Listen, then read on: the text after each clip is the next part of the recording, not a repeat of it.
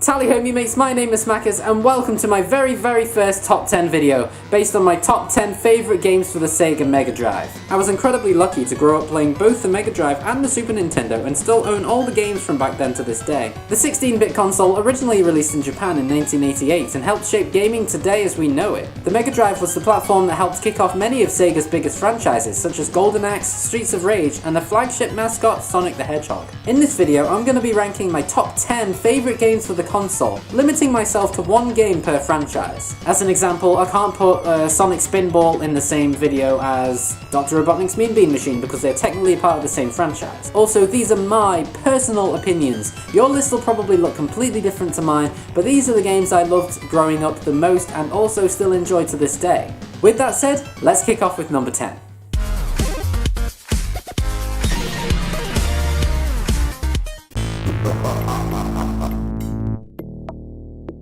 Pretty much everyone knows what Mortal Kombat is by now, and that it's one of the most violent video game series of all time. In fact, it's one of the main reasons the ESBR rating system was created. The first Mortal Kombat game introduced its unique use of digitized sprites of real-life actors portraying the characters, which took the gaming world by storm. Alongside intense and gory life-or-death fights, varied and flashy special effects unique to each character, being one of the first fighting games to introduce a plot, as well as the gory fatality finishing moves which finished your opponent off in style. The controversy and inevitable success of this game spawned multiple sequels, spin-off titles, TV shows, cartoons, movies, books, comics, and music, and the series is still going strong today with the recent release of Mortal Kombat 11 earlier this year. Out of the Mortal Kombat games which released for the Mega Drive, Ultimate Mortal Kombat 3 was my favourite. It had a 2 vs 2 mode, an 8-player tournament mode, as well as a wide abundance of characters and stages, and having the most variations of finishing moves, such as animalities, babalities, friendships, and brutalities, alongside the well-loved fatalities. I had loads of fun looking up the button combinations necessary to activate different characters' finishing moves, as well as playing through the arcade modes on different difficulties. As the name states, the game is the ultimate definition of what Mortal Kombat achieved whilst on the Mega Drive, and stands as the one and only fighting game series I've ever owned for the console.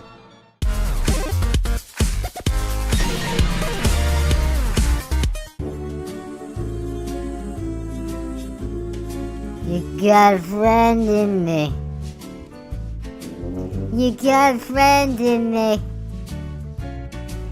When the road looks rough ahead and you're miles and miles from your nice warm bed, you just remember what your old pal said, boy, you've got a friend in me. Growing up, I absolutely loved Toy Story and watched it on repeat constantly. Then when somebody lent me this game and I seemingly kept it, I experienced what it was like to be Woody, and experienced the events of one of my favourite films at the time. Following the plot of the movie, Toy Story on Mega Drive puts you in the shoes of your favourite rootin' tootin' toy cowboy working your way through the story, starting from Andy's birthday party all the way up to chasing the moving truck at the end. In between each level, the story gets explained with still images and dialogue taken directly from the movie. Although this game is mainly a typical 2D side-scrolling platformer, it actually mixes it up every few levels and throws in varying gameplay styles, including a stealth level,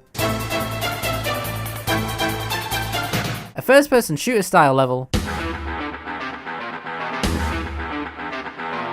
a top-down Micro Machine style track where you have to complete it before your battery life runs out, and no one told me Toy Story Racer had a prequel on Mega Drive. There are also some levels where you have to run away from and avoid certain characters until you reach the end goal. I had so much fun in this game as a kid due to the fact its gameplay never got stale, as well as seeing so many familiar characters and helping them with certain tasks. Following the main plot of the movie was absolutely huge for a young fan of the animated Pixar classic, and let's not forget that insane nightmare sequence that Woody has a few levels into the game where he has to beat an oversized Buzz Lightyear to wake up from the nightmare. This fight is one of the most memorable parts of this game for me and was really special to me as a kid, because it wasn't just hard to beat, it was completely new for this game. It showed Woody's internal struggles and worries of Buzz taking all of Andy's attention away from him due to being the new toy on the block. Honestly, this fight is so epic and really makes you realize how Woody must have felt at the time of Buzz's introduction to Andy's collection.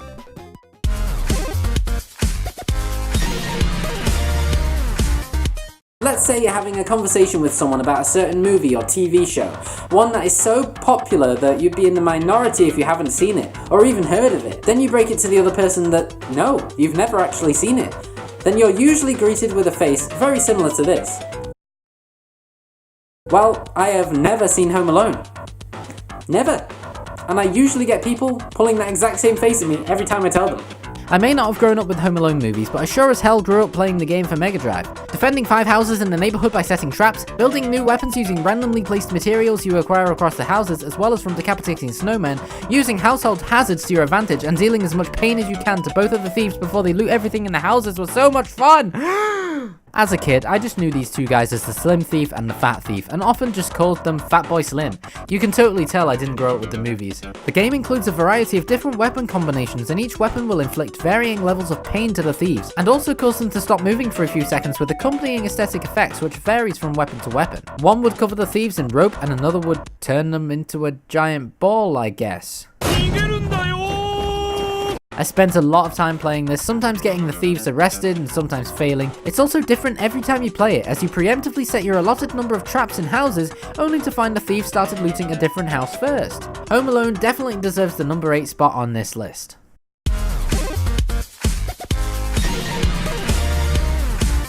Earthworm Jim 2 is full of some of the wackiest, most ridiculous and nonsensical baloney I've ever seen in a video game. The concept of an earthworm in a robotic suit fighting evil is enough to interest me, but carrying pigs around and inflating your own head to float around the level is something else. Also, swimming around a weird intestinal looking tract disguised as this salamander thing, and answering random senseless quiz questions really adds to the WTF factor. Honestly, this game stood out to me as a kid due to its pure randomness and the fact the gameplay is pretty top notch. Along with the regular 2D side-scrolling levels, there are other gameplay changes such as the previously mentioned floating head and intestinal stages, as well as an isometric shooter stage and a saving puppies from the evil crowman stage.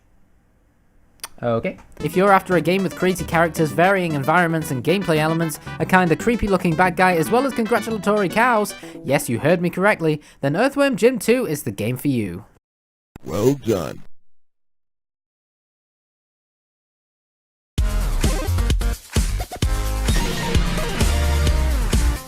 It's very difficult to get me into a racing game. Give me a wacky cartoon racing game like Crash Team Racing or Looney Tunes Racing any day, but realistic racing games were never my thing.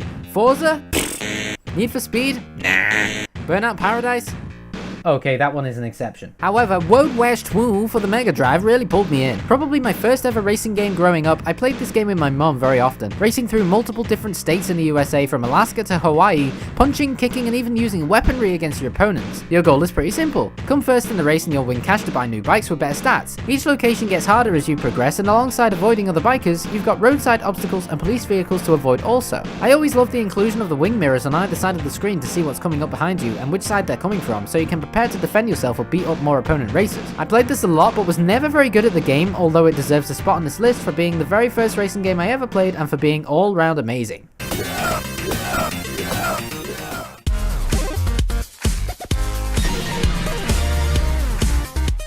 Extra, read all about it. This guy's name is Dick. Another Mega Drive game based off a movie I've never seen. Actually, I have no idea if this is actually based off the movie at all, but the Dick Tracy comic series has been ongoing since 1931 and is still running, which is pretty damn incredible. Dick Tracy is a side-scrolling shooter where you control Dick and try to take down his arch nemesis, Big Boy. But first he has to casually stroll through gunfights and reach the end of the stage, when suddenly, I'm out of bullets! And cue the stage, which absolutely sucks. In the second stage, you have no gun, so punching is your only option, which is very difficult considering you're matched up against enemies with guns and dynamite. I died many times on this level as a kid because it really is about who gets the first punch off wins. I never really got too far into the game. I think I only ever made it to the second city stage, which isn't even halfway through the game. Then again, it can be quite difficult to shoot enemies on 2 planes of existence whilst also avoiding bullets from all angles, as well as being shot from across the street as well. The graphics on the game are incredible for 1990, and the gameplay and music kept me coming back for more, even though I never could make it very far.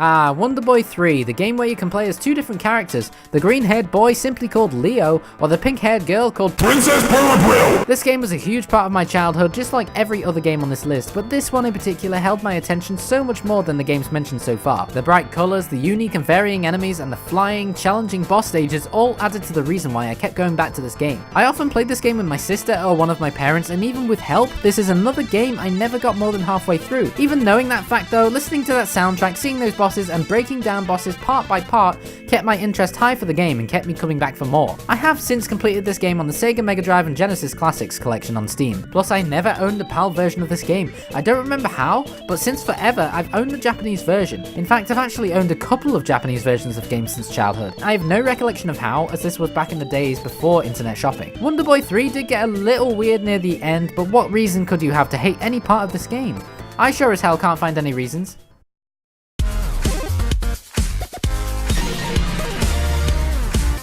Oh look, another one of these fucking dickheads! Haha, I'm gonna murder his mum! I hope his family die! Haha! Haha! It was a tough choice whether to add Castle of Illusion instead of World of Illusion to this list, as honestly I really enjoyed playing both as a kid. Castle of Illusion is actually another one of those games I own a Japanese version of. However, World of Illusion takes the cake for multiple reasons. Even though Castle of Illusion has very diverse levels and each one of them are very aesthetically pleasing and interesting, the stages in World of Illusion just stood out much more to me, and I felt like each stage was somewhere new and exciting. Not to mention this game includes plenty of references from other Disney shows and movies, such as a very Aladdin-esque magic carpet, the shark from A Little Mermaid, Madam Mim from Sword in the Stone, an entire level based around Alice in Wonderland, as well as a couple of other references. The fact each level is different and has various Disney references, it's speculated that this game was a huge influence for the creation of Kingdom Hearts, which follows a similar idea of traveling to different Disney worlds and interacting with the various characters from those worlds. Another great thing about this game is that you can choose either Mickey Mouse or Donald Duck, and each character takes different routes across the game, meaning some of the levels may progress differently depending on the character. Alongside this is a co-op mode, which I took advantage of as a kid, as me and my dad played this a lot. The game incorporates co-op mechanics that are necessary to use in order to progress in the stage, whereas the same stage in single player would not include those co-op functions. This game has so many Disney references, and the gameplay stands out next to its prequel, Castle of Illusion, which helps it feel like its own game rather than a clone of its prequel. The only thing I would have changed for the game is to also have Goofy as a playable character. Then again, Goofy is my main man. Like every other game on this list, I highly recommend you pick this game up. Though it may be rather short and not the hardest game in the world, it's well worth playing a couple of times to see the difference in routes between Mickey and Donald.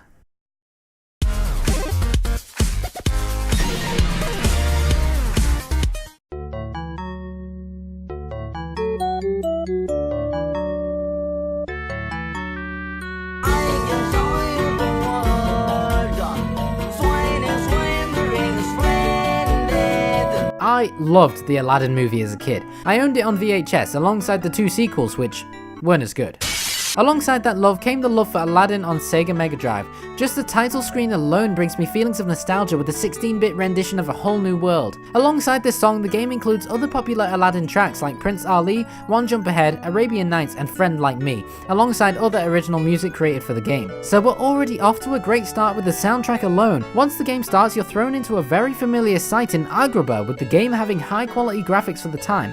Each stage, character, enemy, and boss you encounter looks like they're taken straight from the movie itself, except in 16-bit. Also, by the way, what the hell is this boss? I don't remember this in the movie. Also, more Disney references! And Goofy, my main man! The game isn't that easy either. Some levels require you to jump from platform to platform accurately, and like a lot of games back then, it isn't always as easy as it looks. Especially on the Cave of Wonders level, where if you make one wrong jump, you'll fall into lava and lose a life. The game includes an awesome, yet frustrating, flying carpet level, where you have to avoid rocks and lava at high speed with nothing but the genie's hand to give you any hints of where to go. I will always recommend this game to anyone. Any Disney fan, any gaming fan, any retro fan, this game is so much fun. Play it now!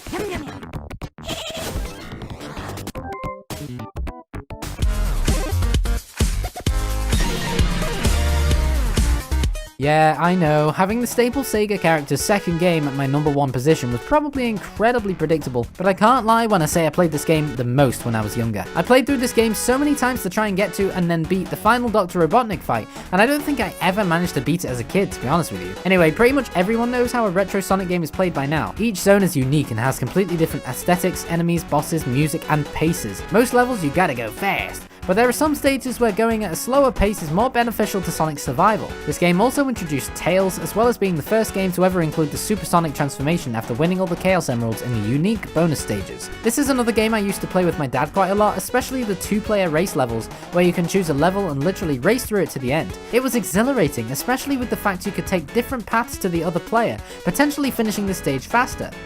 There we have it, that was my top 10 Sega Mega Drive games. I have never owned a huge Mega Drive collection, honestly, so I don't have much knowledge on them, but if you have any game recommendations for the Mega Drive, please feel free to leave them in the comments down below. This was my first top 10 video ever, so I do hope you found this video somewhat interesting and possibly even informative. Maybe it introduced you to some new Mega Drive games you'd never heard of. If it did, don't forget to hit that like button, let me know what you thought. And also subscribe for more future content if you have enjoyed the video. Also, one last thing, please do click on that notification bell next to the subscription button if you have enjoyed, because then you'll receive notifications for when I next decide to stream or upload a video. Thanks again for watching, guys. I wonder what my next top 10 video will be. Bye for now.